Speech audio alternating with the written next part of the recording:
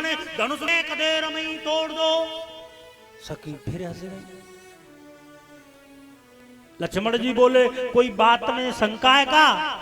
सहेली जो थी सीता की वो बोली रहन दे तुम्हारे भैया धनुष तोड़वे लाके हमने देखे वाटिका में फूल तोड़वे में तुम दोनों भैया पसीना डाल रहे बा धनुष की बात कर रहे हो। लक्ष्मण जी बोले जाको मतलब हमारे भैया ने धनुष नहीं तोड़ो है। सखी बोली बिल्कुल पक्की गारंटी तुम्हारे भैया ने धनुष नहीं तोड़ो है। और सुनो काका रामचरितमानस के आधार पर देखो जाए तो धनुष राम जी ने नहीं तोड़ो। फिर भी बात तो कौन तोड़ो पता है?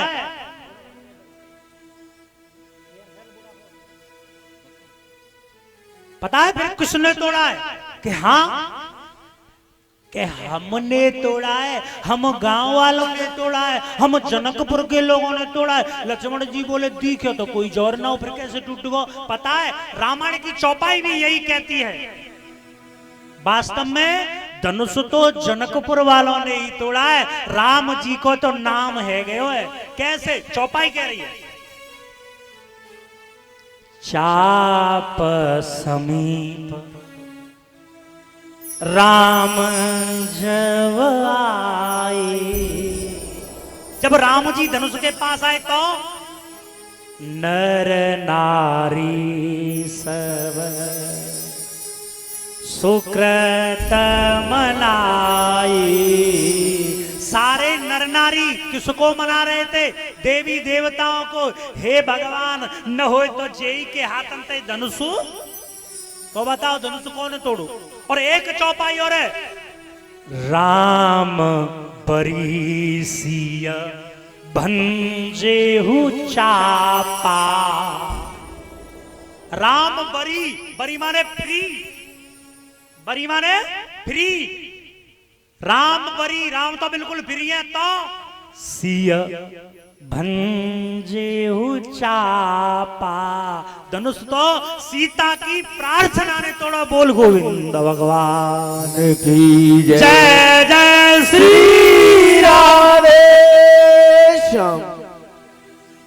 खाकाओ आज विवाह भयो, नंबर आयो जौनार करावे को तो तुमने देखी होगी वहां पे मैया गारी गावे लगी। गारी देखो मोह तो पता ना गारी गाई के नहीं गाई, मोकू तो पता नहीं है।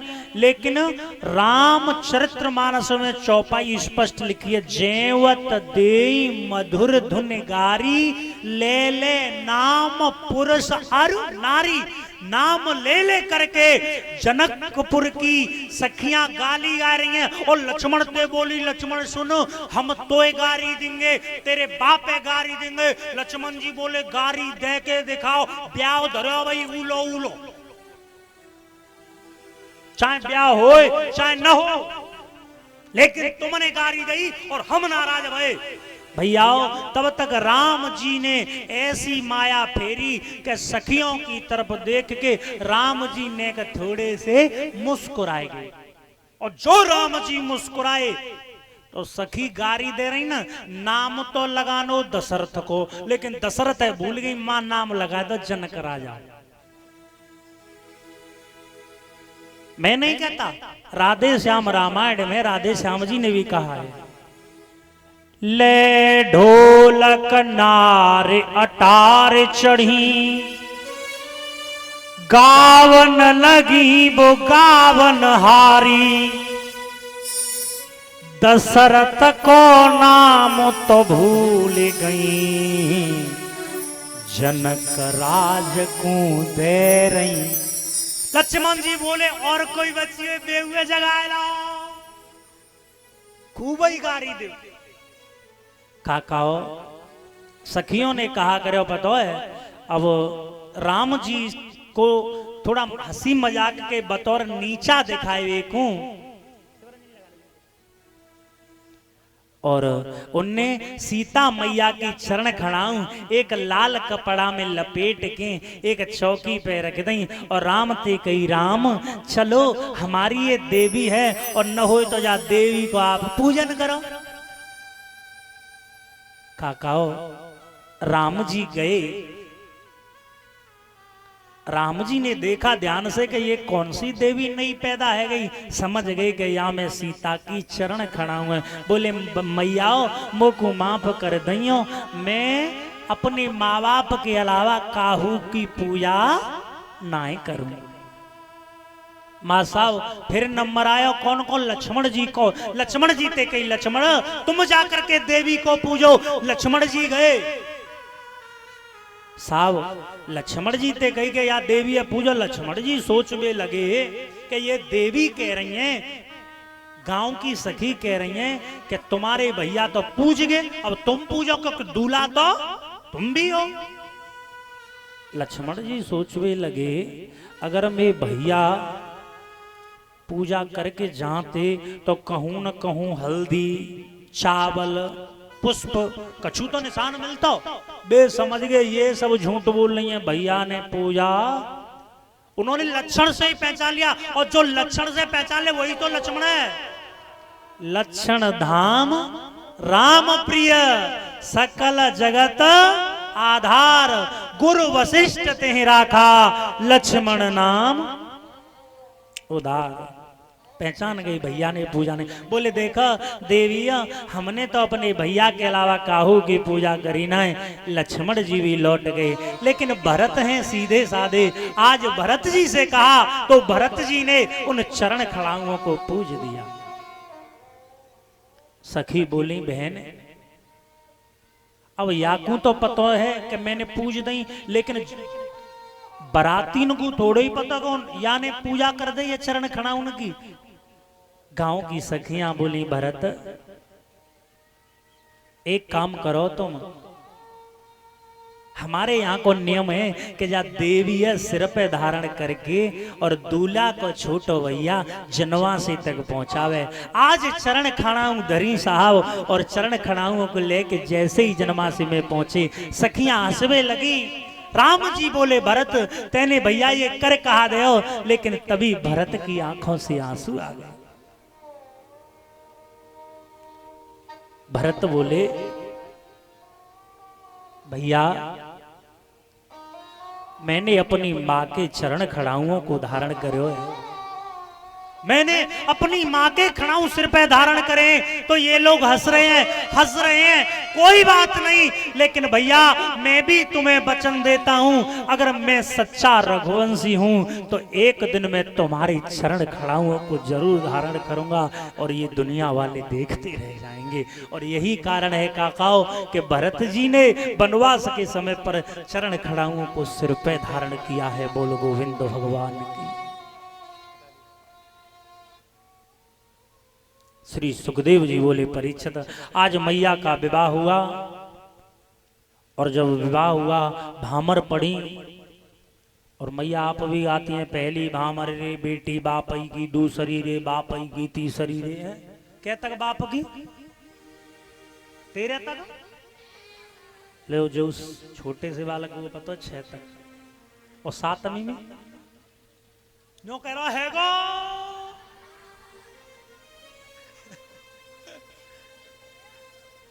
अच्छा एक बात बताओ काकाओ, भामर 7 ही क्यों डाली जाती हैं और 6 तक बेटी बापई की 7वीं में ऐसी कौन सी प्लास्टिक की गांठ लग जाती है? पता है ये 6 भामर है ना ऋषियों के नाम से डाली जाती है, सप्त ऋषियों के नाम से, लेकिन 7वीं भामर लाला डोंट मेक ए नॉइज, शोर मत करो भैयाओ। 7वीं भामर ध्रुव तारे के नाम से डाली जाती है। कौन के नाम से? उन्हें बताओ माँ साहब तुम्हारा ब्याह भयो का कब के लव मैरिज भाई जो कह रहे जब तो शादी तो तुम्हारी बारात तो बुग्गी फुग्गी नमी गई हो जब खाते धरी बोलेरो और स्कॉर्पियो। 7वीं भामर जो है वो डाली जाती है ध्रुव तारे के नाम से, और ध्रुव तारा अडिग है, वो अपनी जगह से हिलता नहीं, इसीलिए एक ही भामर में पूरा काम हो जाता है। बोल गोविंद भगवान की। नहीं तो साहब एक पंडित जी ब्याह पड़वे गए और 3 भामर डार के बंद है गए। तो गांव की महिला बोली, चौ पंडित जी कछु जानता ना होगा कि कहा है कि भामर 7 डारो, ये तो 3 डारी हैं। पंडित जी बोले देखो सुनो, जे रुकेगी तो 3 भामर न तई रुक जाएगी, नहीं 7 फिरी भाई 7 बालकन छोड़ के। ये भामर 7 ही क्यों पड़ते हैं? क्योंकि दिन होते हैं 7 इसलिए भामर पड़ती हैं 7, समुंदर होते हैं 7 इसलिए भामर पड़ती हैं 7, ऋषि होते हैं 7 इसलिए भामर पड़ती हैं 7, और हमारे तुम्हारे शरीर की त्वचा है वो होती है 7 इसलिए भामर पड़ती है 7, धातु होती है 7 इसलिए भामर पड़ती है 7, और जन्म जन्म का है 7 इसलिए भामर पड़ती है। लेकिन एक चीज और बताएं काका, एक बेढंगी सभ्यता हमारे तुम्हारे यहाँ पे चली है। बेढंगी कौन सी? 1 साल वही, फिर वो मनती है वेडिंग एनिवर्सरी, हिंदी में शादी की सालगिरह। अच्छा मनती है ना है? कहू बड़ी बूढ़ी की नहीं, अब जवान जवान आ रही कहीं ना की बात कर रहा हूं। क्या हमारी संस्कृति में ये है पता है? ये वेडिंग एनिवर्सरी कहां मननी चाहिए? ये शादी की सालगिरह कहां मनाई जाती है? जापान में, ऑस्ट्रेलिया में, इंग्लैंड में, अमेरिका में। क्यों? क्योंकि इंग्लैंड में और अमेरिका में ऐसा है, आज शादी भई और कहो तो कल उनको तलाकनामा है जाए। तो वो लोग इसलिए मनाते हैं क्योंकि 1 साल तक वे ठीक ठाक रह लें तो फिर वो बड़े खुश होते हैं, जाके मारे वो वेडिंग एनिवर्सरी मनाते हैं। लेकिन हिंदू शास्त्रों के अनुसार यहाँ तो जन्म जन्म का साथ है और तुम भाई 1 साल पे ही मनाए जा रहे हो। ये गलत प्रथा हमारे यहाँ पर आ चुकी है। एक और प्रथा है, कौन सी? अच्छा ये बताओ, जब खुशी हुए तो दीपक जलाए जाते हैं खुशी में, कि दीपक बुझाए जाते हैं? बुझाए? अच्छा जलाए जाते हैं। तुम में जन्मदिन कौन कौन को मन तो है? अच्छा तो मोमबत्ती को बुझान तो है। जन्मदिन वारो लाला करो, जन्मदिन वारो मोमबत्ती बुझाए। जब बालक का हम जन्म दिन मनाए तो हमें दीपक जलाने चाहिए। बताओ, उसे फूंक मार करके बुझाया जाता है। और काकाओ फूंक मार के तो हमारे बुजुर्ग कभी मिट्टी के तेल के दिए को भी नहीं बुझाते थे। बताओ बुझाते थे? कोई बुझा भी देता था बालक तो बड़े बूढ़े ये कहते सुनो फूंक मार के नहीं बुझाते, हाथ की हवा से या कैसे अन्य संसाधनों से बुझाते थे। और बाँ में बड़ी जोते फूंक मारो, बाजे बाजे बालक के दांत खरगे हो तो फूंक के संग 2 किलो थूक वही। अब भैया काट काट हैप्पी बर्थडे डू। बताओ क्या सभ्यता है? ऐसा होना नहीं चाहिए। घर में जन्मोत्सव है, जन्मदिन मनाओ, भगवान के दर्शन करो, संतों का आशीर्वाद लो, संतों को भोजन कराओ। जो तो जन्मदिन है, ये कोई जन्मदिन नहीं। बुलवाल कृष्ण भगवान की। भैयाओ आज मैया अयोध्या में आई और बात कहां तक बढ़ाई जाए।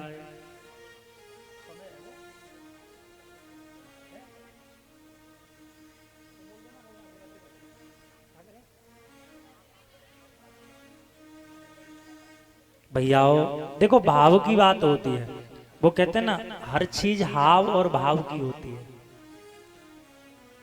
आज से ठीक 7 साल पहले कथा हुई थी मडौरा में। वास्तव में कुछ लोगों ने आवाज सुनी होगी तो आए और देखते ही बोले कि ये वो ही है। पर अन्यों कह रहे कि पहले तो ऐसे के बहुत दुबले पतले और ने थोड़ो।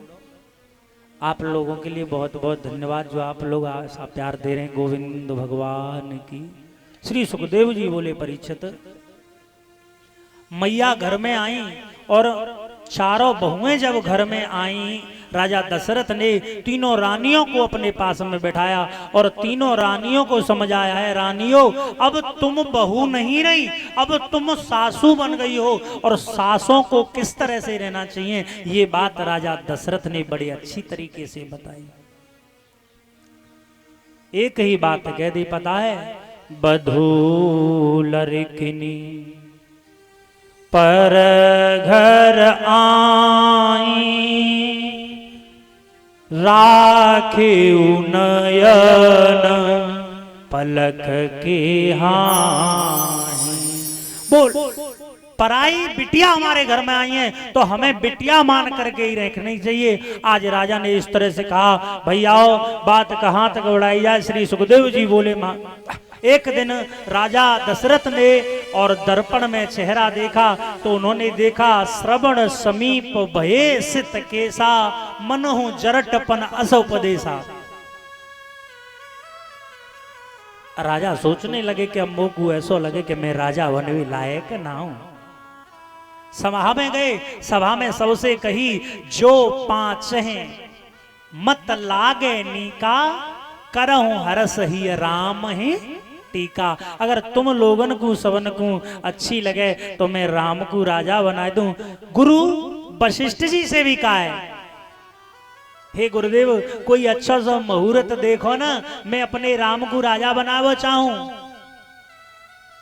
तो पता है भैया एक चीज लोग गाते हैं और कहते भी हैं, कौन सी? गुरु वशिष्ठ से पंडित ज्ञानी शोध के लगन धरी, सीता हरण मरण दशरथ को, वन में विपत्ति परी, कर्म गति टारे नाय टरी। लेकिन यहां बिल्कुल जो रामचरितमानस का दोहा है वो तो बिल्कुल और बात कह रहा है। वो ये कह रहा है कि वशिष्ठ जी ने तो मुहूर्त निकाला ही नहीं है, ये तो केवल कपोल कल्पना है। वशिष्ठ जी ने तो कोई मुहूर्त ही नहीं देखा है। वशिष्ठ जी ने तो एक ही बात कही थी, बेग विलंबन करिय नृप, साजिए सबुई समाज, सुदिन सुमंगल तब है जब राम होय, वो समय ही खुद में शुभ होगा जिस समय राम राजा बनाए जाएंगे।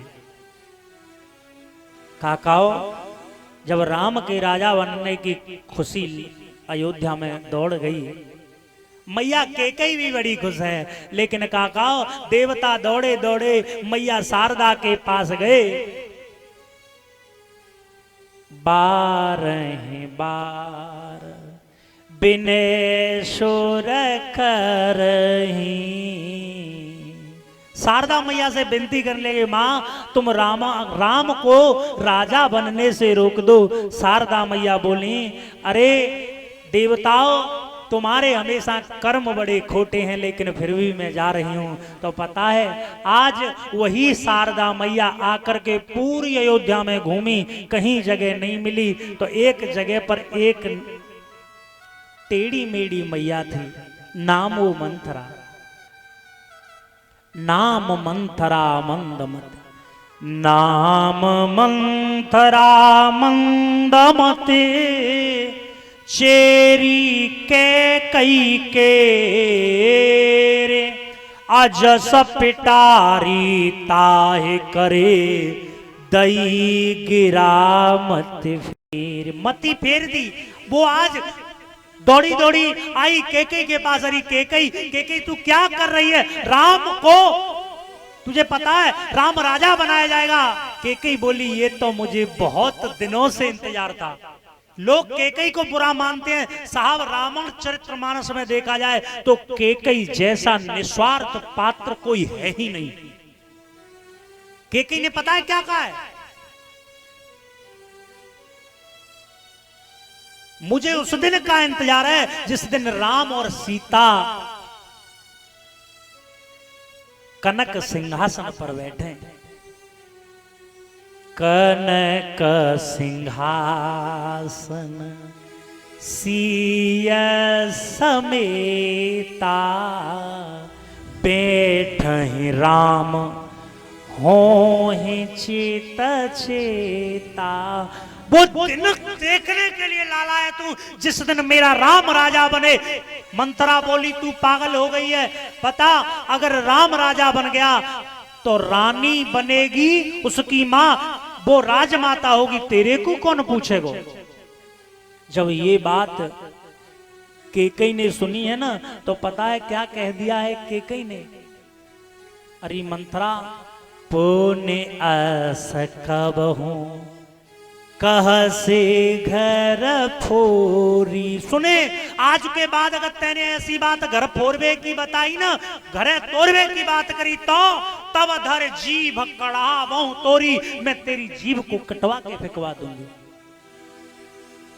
मंतरा बोली तेरी समझ में ना आ रही तो को नृप होए हमें कहानी, चेर छाड़ अब हो किरानी। हम तो दासी की दासी रहेंगे, चाहे राम राजा है या चाहे तेरा बेटा।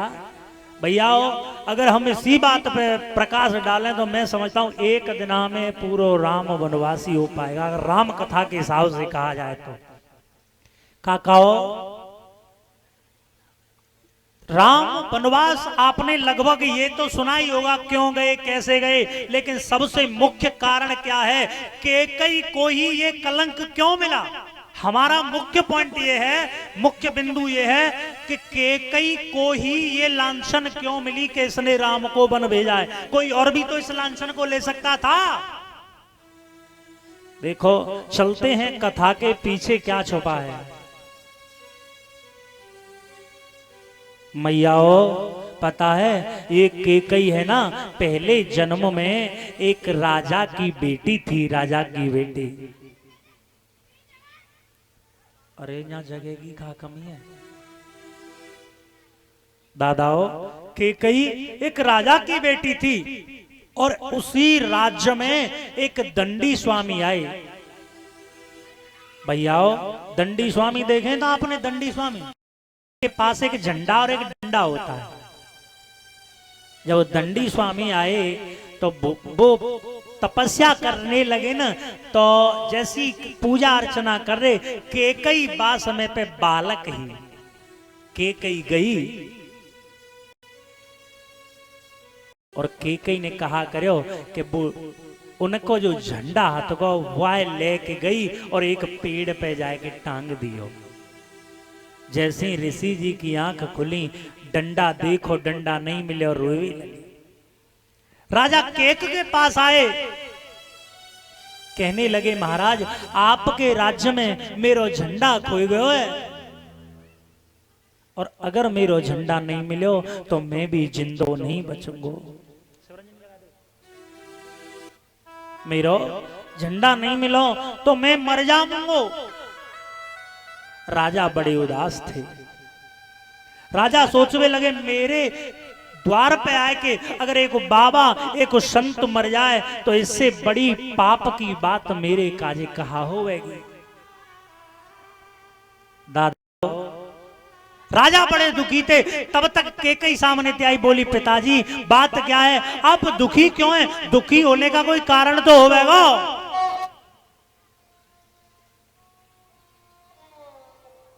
काहे को दुखी हो? तो आज केक बोले बेटी मैं जाके मार दुखी हूं कि मेरे राज्य में एक संत का डंडा खो गया है और अगर बा को डंडा न मिलो तो वो संत अपने प्राण त्याग देगा। कैकेयी बोली पिताजी बस ये छोटी सी बात। कैकेयी गई, बा झंडा और डंडा लेके संत के पास पहुंची, बोली प्रभु लो आप इस झंडे को लो। लाला ने कहा शांत रह जाओ।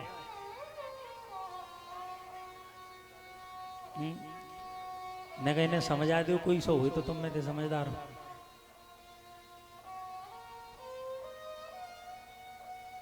काकाओ कैकेयी जब उस झंडा को लेके गई ना तो संत की आंखों में आंसू आ गए। संत जी बोली बेटा तेने बिटिया मेरो भजन बचायो,